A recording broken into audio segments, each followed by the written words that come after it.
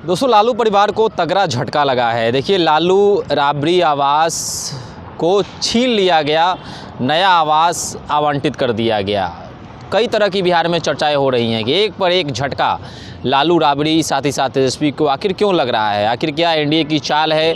क्या एनडीए चाह रही है कि लालू परिवार को परेशान किया जाए? इन तमाम चीज़ों को लेकर बातचीत करेंगे। मेरे साथ मेरे सहयोगी रत्नेश मौजूद हैं। रत्नेश, क्या कहिएगा?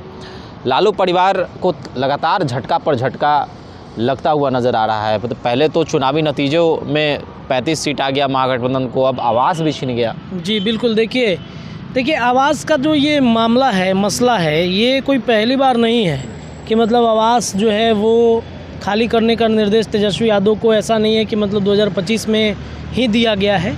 2000 लगभग मुझे लगता है कि 5 या 6 से उस आवास पर वो लोग रह रहे हैं। और उस आवास पर तेजस्वी, तेज प्रताप और उनकी बहनों का, जो छोटी बहनें हैं, उनका मुझे लगता है बचपन बीता है। तेज प्रताप की शादी हुई है। ऐश्वर्या जो तेज प्रताप की पत्नी है, वो वहाँ पर काफ़ी उनके साथ जो कंडीशन हुआ, वो विवाद हुआ, वो बाहर आया सामने।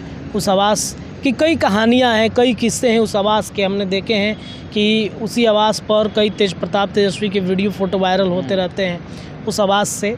तो 10 सर्कुलर रोड अब लालू यादव का आवास नहीं रहेगा, अब चला गया है 34 की 32 नंबर 39 हार्डिंग रोड है, वहाँ पर चला गया है। अब बारी आती है कि ये आवास खाली क्यों कराया गया। देखिए, ये प्रोसीजर होता है। सरकार जब जब बदलती है तो मंत्रियों के आवास इधर से उधर होते हैं। अभी जहाँ पे हम खड़े हैं, ये भी एक आवास है, ये सरकारी आवास है। ये आवास किसे मिला था पता है? ये आवास मिला था जब स्पीकर थे डिप्टी सीएम विजय सिन्हा, तब उनको ये आवास मिला था, मुझे अच्छे से याद है।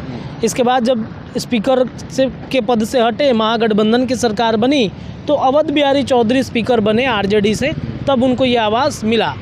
तो उस समय भी कहा जा सकता था कि उप मुख्यमंत्री का आवास छिन गया।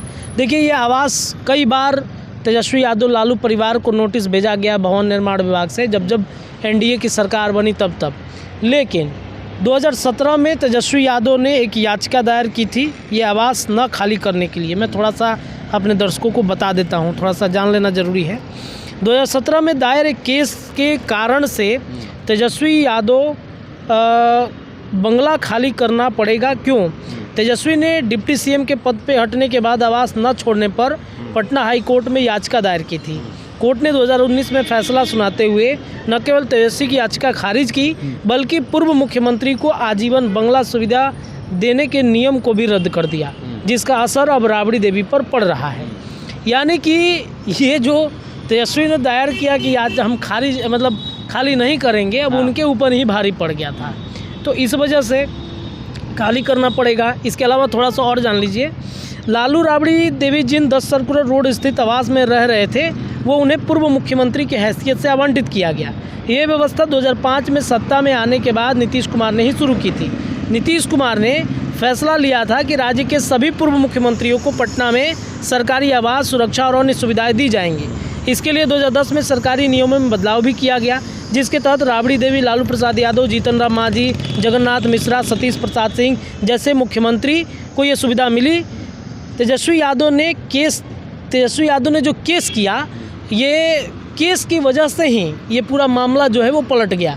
मैंने आपको कहा ना कि 2017 में उन्हें याचिका दायर की, 2019 में सुनवाई हुई, याचिका खारिज कर दिया गया और जो नियम बनाए गए थे उस नियम को भी रद्द करने की बातचीत कह दी थी। तो ये नीतीश कुमार या फिर जो सम्राट चौधरी पर आरोप लग रहे हैं कि उनकी सरकार आने से, सत्ता आने की वजह से ये जो तेजस्वी यादव का बंगला खाली कराया जा रहा है या लालू यादव का बंगला खाली कराया जा रहा है, तो ये तेजस्वी यादव का ही देन है जिस वजह से उनको खाली कराना पड़ रहा है। ये तो मैंने आर्टिकल में पढ़ दिया ना, बता दिया ना कि क्यों खाली करना पड़ रहा है। तो इसके अलावा यही वो पूरा मामला था और इसी मामले की वजह से लालू यादव और राबड़ी देवी को ये बंगला खाली करना पड़ेगा अपने बेटे की वजह से। इसमें ना तो भाजपा का दोष है, इसमें ना तो नीतीश कुमार का दोष है। भाई नीतीश कुमार ने तो नियम बना ही दिया था सबके लिए 2005 में, जब वो आए थे कि पूर्व मुख्यमंत्री और पूर्व जो उप मुख्यमंत्री उनके लिए सरकारी आवास दिया जाएगा। 2017 में तेजस्वी जाते हैं, याचिका दायर करते हैं और कोर्ट याचिका खारिज कर देता है। तो इस पे आप बताइए किसका ये पूरा ये है, आपको नहीं पता है। दर्शक जो लोग भी हैं जो कहेंगे कि आप ये, तो आप जाइए आर्टिकल पढ़ लीजिए, आपको मिल जाएंगे, कई वेबसाइट्स हैं उस पर मिल जाएंगे कि क्या हुआ था 2017 में। तो ये जो आवास बदलने का प्रक्रिया है, अब देखिए कि इसमें से ऐसा नहीं है कि लालू राबड़ी का ही आवास बदला है। एक और जो चर्चा है, एक और जो बड़ी जानकारी है, चूँकि लालू और जो नीतीश कुमार हैं वो पक्के मित्र हैं, दोस्त हैं कॉलेज के समय से ही। नीतीश कुमार मुख्यमंत्री बने तो बार बार चाचा और जो भतीजा का रिश्ता है तेजस्वी नीतीश कुमार के बारे में कहा जाने लगा, या लालू यादव नीतीश कुमार की दोस्ती के बारे में कहा जाना। तो दोस्ती के हैसियत से, दोस्ती के नाते भी पर्सनली अगर जाए, नियम कानून को हटा दिया जाए, तो नीतीश कुमार बार बार उस आवास को खाली नहीं कराते रहे। लेकिन चूंकि अब भाजपा की सरकार बनी है तो भाजपा अपने हिसाब से पूरा जो नियम कानून है उसे चलाना चाहती है। ये नियम कानून तो पूर्व से बना हुआ है, मुझे मतलब उस नियम कानून के तहत चलना चाहती है। तो बंगला खाली कराएगा, ये ज़रूरी थोड़ी है कि उन्हीं का खाली हुआ है। ये भी हो सकता है कि जो हारे हुए विधायक हैं एनडीए के, जिसमें बीजेपी के हो गए, जेडीयू के हो गए, उनके भी बंगले खाली होंगे। हो सकता है कि उनके भी बंगले को हटा दिया। जब मंत्री बने हैं तो मंत्री के लिए अलग बंगला आवंटित होता है, और विधायक के लिए जो बंगला है, जो नया बंगला बना है, वो बंगला आवंटित होता है। तो ये तो पूरा प्रोसीजर है, ये पूरा नियम कानून है, तो इसमें किसी तरह के कोई आरोप लगने की बात ही नहीं है। और ये तो मामला पूरा तेजस्वी यादव पर ही आ गया कि 2017 में आप ही ने याचिका दायर किया, उल्टा आप ही भारी पड़ गया। अच्छा, ये जो नया आवास मिला है कैसे देखते हैं? क्या पुराने आवास से बड़ा आवास है? सुरक्षा के दृष्टिकोण से क्या सही है, या फिर जो जगह की बात आती है, तो क्या लालू परिवार इसमें अपने आप को अच्छे से रख पाएगा, लग रहा है आपको? देखिए, पुराने बंगले से तो ये बंगला छोटा ही है। हम लोग गए थे, हम लोग देखे भी थे। जो बंगला 10 सर्कुलर का था, वहाँ पर हम लोग भी कई साल मतलब वहाँ पर रिपोर्टिंग हम लोगों ने किया है। अब तो आना पड़ेगा इधर, हालांकि अभी तो समय है, 6 महीना का समय है, 3 महीना का समय दिया गया है कि 3 महीने में खाली करना होगा। खाली करते हैं नहीं करते हैं ये तो उनके ऊपर डिपेंड करता है, लेकिन नियमतः खाली करना चाहिए। अब वो बंगला तो छोटा ही है भाई, वो बंगला तो होगा नहीं। उसमें हमने देखा कि लालू प्रसाद यादव ने गौ पालन किया है, उसमें मछली पालन किया गया है, खेती करते हैं उसमें। लेकिन ये जो बंगला है थोड़ा छोटा है, इससे उससे थोड़ा सा छोटा है, और छोटा होने की वजह से आप देखिए कि वहाँ पर जो एक्टिविटी होते थे शायद वो एक्टिविटी यहाँ कम हो जाए।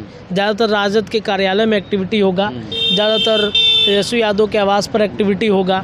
तो अब देखिए, इसमें एक और प्लस पॉइंट हम ये जोड़ देते हैं कि अगर देखा जाए वास्तुशास्त्र और तमाम चीज़ों के हिसाब से, तो अगर वो बंगला लकी रहा तो तेजस्वी यादव का सत्ता में आना लगभग तय माना जाएगा। 10 सर्कुलर की वजह से तेजस्वी यादव सत्ता में आते थे, हट जाते थे, नहीं हो पाता था। अगर वो बंगला लकी निकला इन लोगों के लिए तो 2030 आते आते तक तेजस्वी यादव मुख्यमंत्री बिहार के बन सकते हैं। बंगला पर भी डिपेंड करता है। देखिए ना, जिस बंगले में सम्राट चौधरी आज डिप्टी सीएम बन करके गए हैं, वो बंगला श्रापित बंगला कहा जाता था कि उसमें जो घुसा दोबारा डिप्टी सीएम बन के नहीं जा सकता है उसमें। लेकिन तो सम्राट चौधरी ने क्या कराया, पूजा पाठ कराया, जो पीछे वाला दरवाज़ा था उसे पूरी तरीके से बंद करा दिया। जो उधर तेजस्वी यादव लालू यादव के आवास पर खुलता था उसे बंद करा दिया, पूजा पाठ कराया। तो ये सबकी अपनी अपनी धारणाएं हैं, सब अपने अपने भावनाओं के हिसाब से करते हैं काम। तो हो सकता है कि लक्की हो जाए तेजस्वी के लिए, लालू परिवार के लिए। चलिए, तो नया बंगला कितना भाग्यशाली साबित होगा तेजस्वी यादव के लिए, देखने वाली बात होगी। आशियाना चेंज हो गया है, बदल गया है, पता बदल गया है। आपके अनुसार क्या है? आप भी हमारे साथ कमेंट सेक्शन में अपनी आ सकते हैं। धन्यवाद।